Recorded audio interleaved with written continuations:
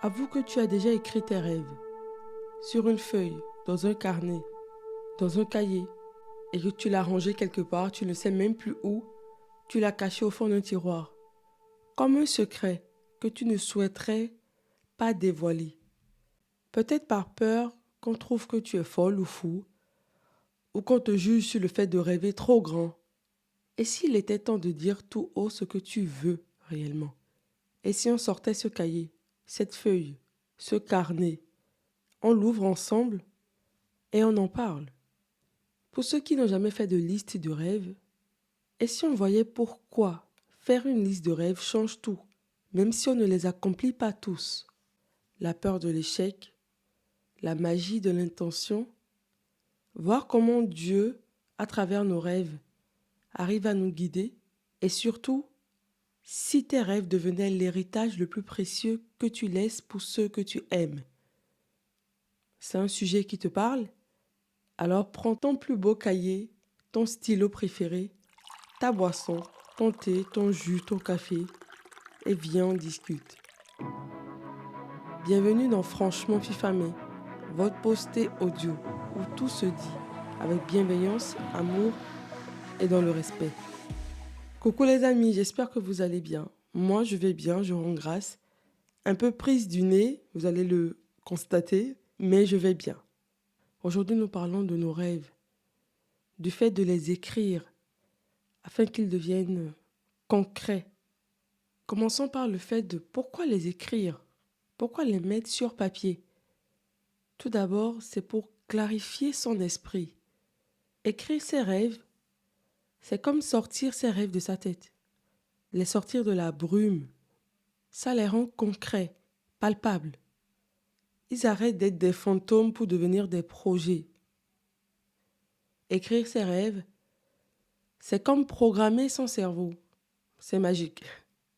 Une fois que c'est écrit, ton cerveau se met en mode reconnaissance. Il commence à repérer les opportunités, les personnes, les ressources qui étaient là, mais invisibles. C'est comme activer un GPS interne en fait. Ça te pousse à l'action. Écrire ses rêves, c'est la première étape pour passer à la réalisation de ces projets. Allez, je te pose. Prends une vraie feuille, ton téléphone, peu importe. Écris juste trois rêves fous que tu n'as jamais osé partager à personne. Si tu veux même, un seul mot par rêve. Fais-le maintenant, je t'attends. Maintenant que tu as écrit tes rêves, pour aborder le côté spirituel, parfois on croit que nos rêves ne sont que des idées qui nous passent par la tête. Et si c'était souvent bien plus que ça? Et si Dieu déposait en nous des morceaux de son grand rêve pour le monde? Prenons l'histoire de Joseph, qui a été vendu par ses frères. Il avait des rêves, il en parlait à sa famille, des rêves qu'ils ont trouvés ridicules, un peu égoïstes. Et comme ses frères le trouvaient arrogant, ils l'ont vendu. Sauf que c'était dans le plan de Dieu. Sauf que Joseph, des années plus tard, s'est retrouvé à sauver toute une nation de la famine et à retrouver sa famille. Dieu lui avait donné comme boussole une promesse. Les plans de Dieu sont toujours plus grands, plus fous que les tiens. Ton plus grand rêve pour lui, c'est peut-être juste le point de départ, la première étape d'un plan qui va bien au-delà de toi. Et si le Seigneur déposait ses désirs dans ton cœur, il ne te montre pas la destination finale tout de suite. Il te donne juste la prochaine étape, le prochain rêve à écrire pour te faire avancer avec lui dans l'aventure. Une prière pour aider. Seigneur, merci. Merci pour ces désirs, ces étincelles, ces rêves que tu as semés au plus profond de mon cœur. Apprends-moi à les accueillir, sans peur, sans honte, comme une part précieuse de ton plan pour moi. Amen. Est-ce qu'il t'est déjà arrivé de rêver grand, si grand que tu te dis non, c'est pas pour moi? Ah non, non, je ne peux pas. C'est pas, C'est pas dans mes cordes, c'est pas dans mes compétences. Et si on essayait d'identifier ces blocages qui t'empêchent de rêver? Pourquoi c'est si dur de rêver pour toi? Est-ce que c'est le syndrome de ce n'est pas pour moi, comme je le disais? Ça, c'est pour les autres, le peuple, les fils d'eux, pas pour une personne ordinaire comme moi. Est-ce que ton blocage, c'est la peur du ridicule ou de l'échec? Si je n'y arrive pas, je vais avoir l'air de qui? On va me prendre pour une folle. Le troisième blocage, c'est le piège du réalisme. Tu te dis, sois raisonnable. Concentre-toi sur ton crédit, sur ton job stable, sur ce qui est possible et laisse tomber les enfantillages. Alors, lequel est ton blocage? Identifie ton blocage numéro 1, le vrai, celui qui te serre la gorge. Et demande-toi pourquoi. Est-ce que tu as peur du ridicule? Est-ce que tu as peur de l'échec? Est-ce que tu te dis, soyons réalistes, on se concentre sur le crédit, le job, on laisse les enfantillages? Quel est ton blocage, toi? Et si je te donnais une méthode, la méthode FIFA, mais pour démarrer, disons que c'est un kit de démarrage pour rêver juste. F comme fou. Ose ajouter un rêve qui te fait rire jaune, qui te semble totalement hors de portée. I comme inspirant. Un rêve qui sert les autres, qui a un impact au-delà de toi. F comme fidèle. Un rêve aligné sur les valeurs profondes qui te ressemblent vraiment. A comme actionnable. Pour un de tes rêves, écris la toute première micro-étape, si petite soit-elle. Écris. M comme manifester. Note un rêve que tu as déjà réalisé. Souviens-toi, ça booste la foi. Et comme élevé, quel rêve glorifie Dieu? Lequel reflète le mieux son amour? Je prends un exemple. Ça peut être F, fou, faire un safari en Tanzanie.